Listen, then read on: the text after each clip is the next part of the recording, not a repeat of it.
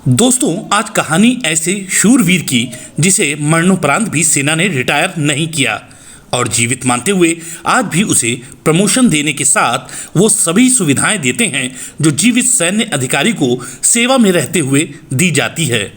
तो सुनिए, 17 नवंबर 1962 को चीन ने सुबह सुबह ही भारत पर आक्रमण कर दिया था। चीन के इस हमले का मकसद था अरुणाचल प्रदेश पर कब्जा जमाने का। चीनी सेना सेला टॉप की तरफ से तेजी से बढ़ रही थी।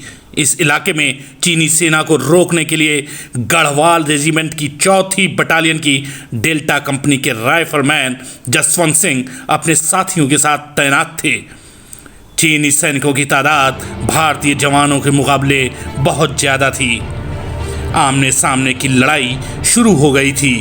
धीरे धीरे जसवंत सिंह के साथी सभी जवान शहीद हो जाते हैं, लेकिन तब भी जसवंत सिंह मोर्चा नहीं छोड़ते हैं और अकेले ही 72 घंटे तक चीनी सेना से मुठभेड़ करते रहते हैं।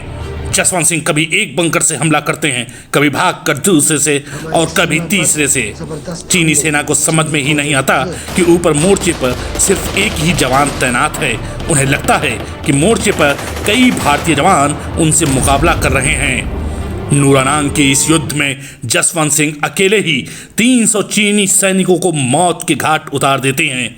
वैसे कहा जाता है कि जसवंत सिंह की मदद 2 स्थानीय सगी बहनें सेला और नूरा भी कर रही थीं। मोनपा जनजात की इन दोनों बहनों ने भी अदम्य साहस का परिचय दिया था। इस दौरान जसवंत सिंह को राशन पहुंचाने वाला व्यक्ति चीनी सेना के हत्थे चढ़ जाता है। जब चीनी सेना को मालूम पड़ता है कि मोर्चे पर 72 घंटे से सिर्फ एक जवान ही 2 लड़कियों की मदद से पूरी सेना को रोके तो पड़ा ही है और साथ ही 300 चीनी सैनिकों को मौत के घाट उतार चुका है, तो वो गुस्से से चारों तरफ से हमला बोल देते हैं। गोलियों की तड़तड़ाहट जब बंद हो जाती है तो चीनी सैनिक जब मोर्चे पर पहुंचते हैं तो देखते हैं 17 साल का जवान जसवंत सिंह बुरी तरह घायल पड़ा होता है। सेला की भी मौत हो चुकी होती है।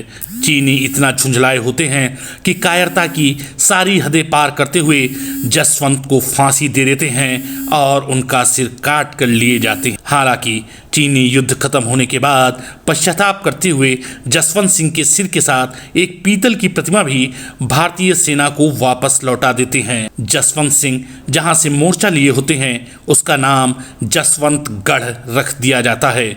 उत्तराखंड के पौड़ी जिला निवासी जसवंत सिंह की वीरता को देखते हुए उन्हें महावीर चक्र से सम्मानित किया गया। लेकिन ये बात सुनकर आप हैरान हो जाएंगे कि जसवंत सिंह शहीद भले ही हो गए हों, लेकिन कहते हैं उनकी आत्मा आज भी उत्तर पूर्वी सरहद की रक्षा करती है। मोर्चे पर तैनात अगर कोई सिपाही सो जाता है तो वो उसे चाटा मारकर जगा देते हैं। साथ ही दुश्मन की ओर से कोई बड़ी हरकत होने वाली होती है तो अधिकारी के सपने में आकर बता देते हैं।